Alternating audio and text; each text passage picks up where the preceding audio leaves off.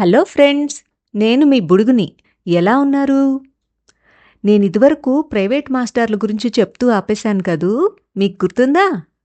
నేను డిస్క్రిప్షన్‌లో లింక్ ఇచ్చాను. కావాలంటే మళ్ళీ వినండి. అసలు ప్రైవేట్ చెప్పడం అంటే తిట్టడం అని అర్థం. కొట్టడం అని కూడా అర్థం. కొంతమంది చూడ్డానికి అచ్చం ప్రైవేట్ మాస్టర్‌లా ఉండరు.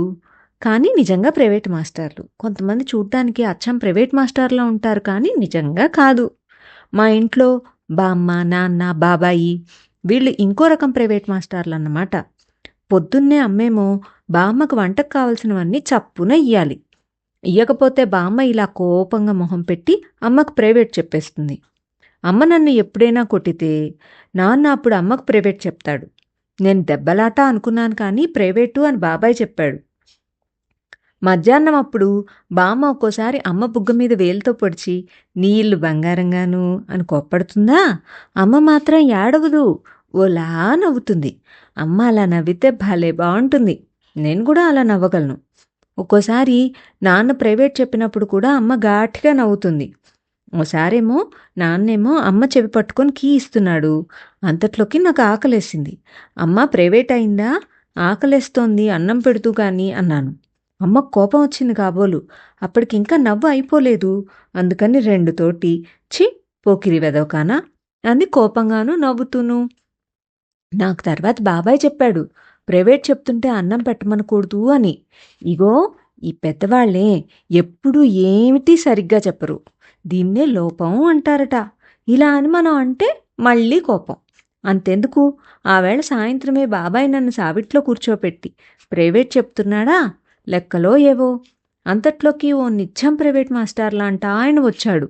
వచ్చి నన్ను చూసి ప్రైవేట్ చెప్పుకుంటున్నావా బాబూ అన్నాడు. నాకు ఒళ్ళు మండిపోయింది.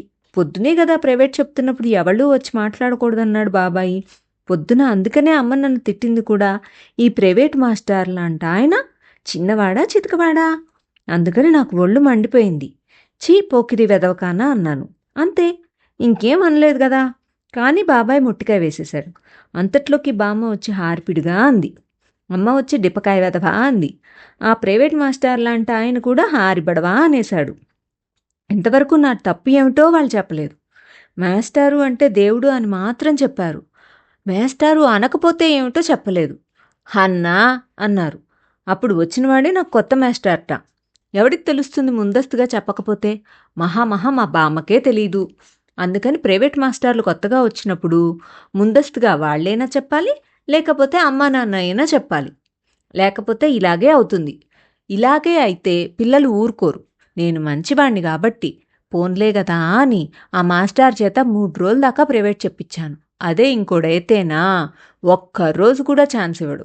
నా దగ్గర 10 మాస్టర్లు పనిచేశారనుకో, వాళ్ళందరూ నిజంగా మంచివాళ్లే. నేనంటే ఇష్టం. కానీ 2 రోజులో 11 రోజులు అయ్యాక పాపం వాళ్లే మానేసేవాళ్ళు. నన్ను భరించలేను అని చెప్పారట నాన్నతో. భరించడం అంటే మొయ్యడం అని బాబాయ్ చెప్పాడు. ఉత్త అబద్ధం. నేను వాళ్ళ వీపు మీద సవారీ చేస్తానని ఎప్పుడూ అనలేదు కూడా. అయినా వాళ్ళలా అనడం అన్యాయం కాదు అని అడుగుతున్నాను. అయితే అన్యాయం అని వాళ్ళకి తెలియదు. వాళ్ళు పాపం అపార్థం తెచ్చుకున్నారన్నమాట. అంటే కోపం తెచ్చుకోవడంట. ఇలా అయితే పిల్లలు ఎంత అపార్థం తెచ్చుకోవాలి? ఓ మాట చెప్తా విను. నేనున్నాననుకో, నాకు ప్రైవేట్ చెప్పిన ఒక్కొక్క మాస్టారు ఒక్కొక్కలాంటివాడు. ఒక మాస్టారేమో నా చెవికి కీ ఇచ్చినప్పుడేమో ఇలా ఎడంవైపుకు తిప్పుతాడా? పోన్లే అని ఊరుకుంటామా? ఇంకో కొన్నాళ్ళకు కొత్తవాడొస్తాడు కదా, వాడేమో ఆ చెవినే కుడివైపుకు మెలిపెడతాడు. మళ్ళా ఇంకో మాస్టర్ ఎడంవైపుకు తిప్పుతాడు. ఇలా అవుతే చెవి పాడైపోదు? అంతేగాని అయ్యో కుర్రవెదవా, వీడి చెవిని ఇదివరకటి మాస్టర్ ఎటువైపు మెలివేశాడు అని అడుగుతాడా అని చూస్తాను. ఎవ్వడూ అడగడు. పోనీ మా అమ్మా నాన్న ముందస్తుగా చెప్తారా?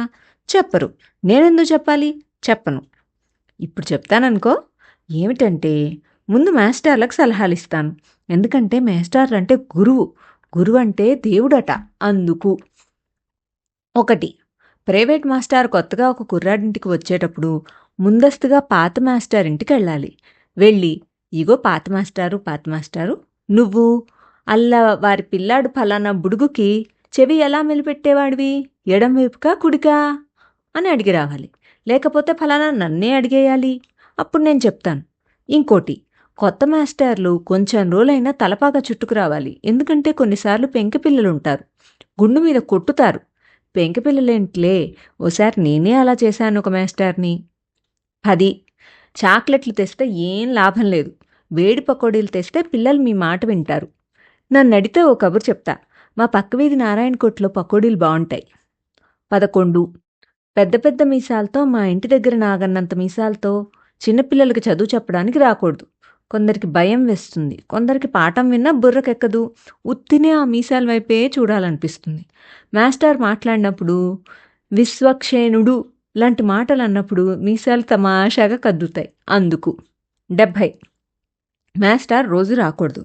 ఓసారి తలనొప్పి అని, ఇంకోసారి జ్వరం అని చెప్పాలి. కడుపు నొప్పి అనకూడదు, ఎందుకంటే అది మాస్టర్ వచ్చినప్పుడు పిల్లలకి రావాలి కాబట్టి. అలా చేస్తే పిల్లలు నేస్తం కడతారు. 100 ఇంకొకటి, ఈ ప్రైవేట్ కోసం స్పెషల్గా వేరే గది ఇస్తే వద్దు అని చెప్పండి. నా మాటలు వినకపోతే మీకే నష్టం. తర్వాత ఎపిసోడ్లో పిల్లలకి మంచి మంచి సలహాలు ఇస్తాను. అప్పటిదాకా బాయ్ బాయ్.